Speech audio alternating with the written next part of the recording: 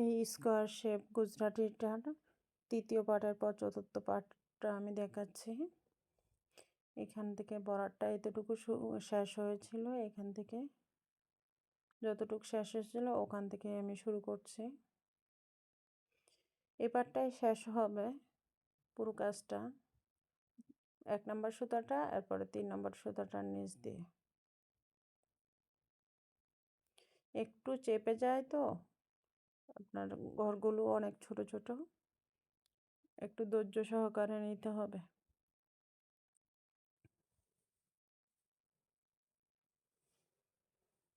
এরপরে এখান থেকে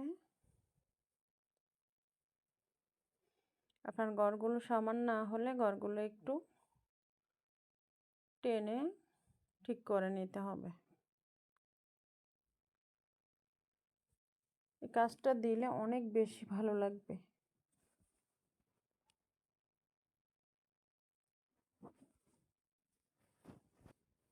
এরপরে কর্নারের প্রথমে 1 নম্বর সুতা এবং 3 নম্বর সুতাটার নিচ দিয়ে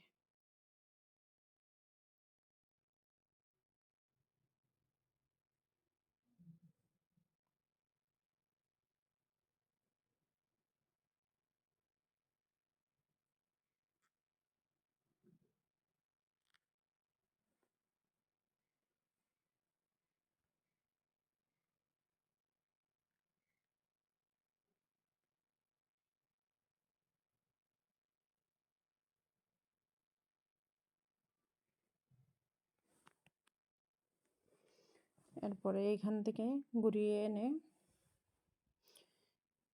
শেষ করব। তারপরে আবার ওই দিক থেকে ভিতরের দিকটা এখন ভরাট করব। ভিতরের দিকটার জন্য এখানে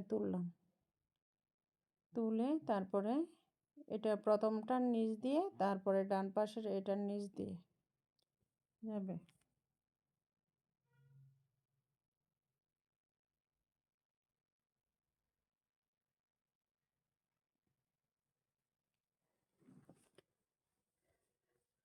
তারপর প্রথমটার নিচ দিয়ে ডান পাশে এসে ডান পাশের নিচের সুতাটার নিচ দিয়ে কর্নারটার, তারপরে প্রথম সুতাটার নিচ দিয়ে তারপরে ডান পাশের এই সুতাটার নিচ দিয়ে, তারপর প্রথমটার নিচ দিয়ে ডান পাশের লাস্টের সুতাটার নিচ দিয়ে, তারপরে 1 নম্বর এবং 3 নম্বর সুতাটার নিচ দিয়ে। প্রতিটা ঘরে 4 বার যেতে হয় সুইটা। গুজরাটি অনেকেই বলেন যে গুজরাটি করতে কি বেশি সময় লাগে? হ্যাঁ, অনেক বেশি সময় লাগে। প্রতিটা ঘরের ভিতর দিয়ে 4 বার যেতে হয়। প্রতিটা ঘর 4 বার গেলে আপনি বোঝেন কত অবস্থা খারাপ। গুজরাটি কাজ করতে অনেক সময় লাগে। আপনি যদি একটা 3 পিস দেখা যায় যে ১,৫০০ টাকা বা ১,২০০ টাকা দিয়ে যেখানে সেলাই করতে পারবেন, আপনি যদি গুজরাটি কাজ দেন সেখানে ২,০০০ টাকা আপনার সেলাই করতেই লাগবে কাজটা করায় নিতে। আর আপনার অর্ডারি কাজ তো আপনি বোঝেনই যে একটু ভালো করে করতে হয়, ভালো টাইম দিয়ে করতে হয়, এরকম আর কি।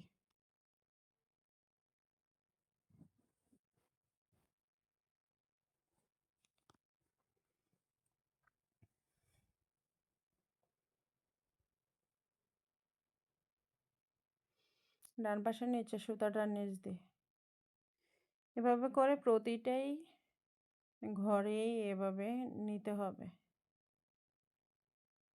তবে এই কাজটা একটু সহজ, সেজন্য বলি। দেখতে ভরাট দেখা যায় কিন্তু হচ্ছে 2 বারেই কাজটা কমপ্লিট হয়ে যায়। অনেকগুলোতে দেখা যায় যে অনেক বেশি কয়েকবার ভিতর দিক দিয়ে এনে তারপরে আস্তে আস্তে করে ভরাট করতে হয়।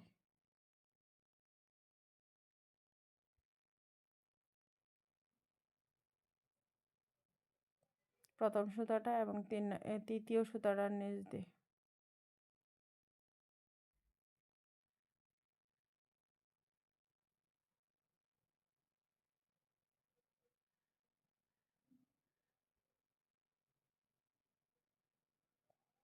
ডান পাশের নিচের সুতাটার নিচ দিয়ে, এরপরে এই পাশে এই সুতাটার নিচ দিয়ে, প্রথম সুতাটার নিচ দিয়ে যাবে। আমি উল্টা বসেছি তো সেই জন্য হচ্ছে একটু দেখাটা, তারপরেও আমি ক্যামেরাটা যাতে দেখা যায় সেই জন্য আমি হাতটা ঘুরে ঘুরে করতেছি। প্রথম সুতাটার নিচ দিয়ে, ডান পাশের সুতাটার নিচ দিয়ে,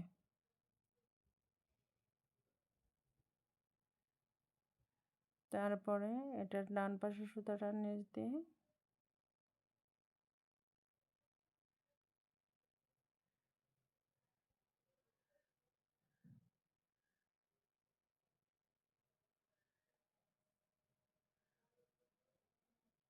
আমার হাতগুলোর অবস্থা খুবই খারাপ, আপনারা দেখে হাসবেন না, কারণ আমি ব্লকের কাজ করেছি। এই ব্লকের কাজ করতে যেয়ে হচ্ছে হাতে রং লেগে গেছে, এই রংগুলো ক্লিন করতে পারিনি আমি ভালো করে। আর ক্লিন করার মতো, রং তোলার মতো আসলে কি দিয়ে রং ভালো করে উঠে তাও জানি না। তারপিন বা কেরোসিন যেটা বলে এটা দিয়ে চেষ্টা করেছি কিন্তু ভালোভাবে ওঠে নাই। নখের ভিতরে যেগুলো ছিল এগুলো রয়েই গেছে। কি দিয়ে যে ভালোভাবে উঠে তাও আমি জানি না। কেউ যদি জানেন প্লিজ আমাকে কমেন্টসে জানাইবেন। আমি দেখা যায় যে হাতের কাজ, যে আড়ঙ্গার যে স্টেজগুলো আছে সবগুলো এসএসসি যখন পরীক্ষা দিয়েছিলাম তারপরে শিখেছিলাম। আর এটা ছোটবেলা থেকেই কাজগুলো আমার শখ। তারপরে ব্লক বাটিক এগুলোও শিখেছি। মানে আসলে প্রয়োজনে ফ্যাশন ডিজাইনে পড়ার ইচ্ছা ছিল, তো পড়ি নেই, পরে এমনিতেই নর্মাল সাবজেক্টে পড়েছি সায়েন্স থেকে। তারপরেও আঁকাআঁকি তো করতামই, আঁকাআঁকিও ভালো লাগে, এই কাজগুলো ভালো লাগে। আসলে আমার শখের কাজ এটা, আর কিছু না। আমি শখের জন্যই আসলে করি। এটা আসলে করলে দেখা যায় যে আমার যখন মন খারাপ থাকে আমি এই কাজগুলো করি। কাজগুলো করলে মন ভালো হয়ে যায়।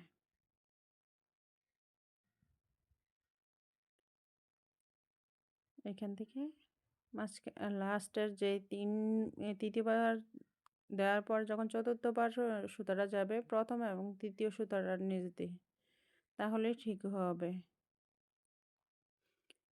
তারপরে এখানে প্রথম সুতাটার নিচ দিয়ে, তারপরে ডান পাশের ছোট সুতাটার নিচ দিয়ে, এরপরে গিয়ে এরপরে প্রথম এবং তৃতীয় নাম্বার সুতাটা যেটা তৃতীয় সুতাটার নিচ দিয়ে, এখানে প্রথম এবং তৃতীয় সুতাটার নিচ দিয়ে, এখন যেখান থেকে তুলেছিলাম ঠিক সেখানে গিয়ে নামিয়ে নেব। দেখতে এরকম হয়েছে, কেমন লাগলো ডিজাইনটা? আর ডিজাইনটা কেউ করলে ছবি দিবেন।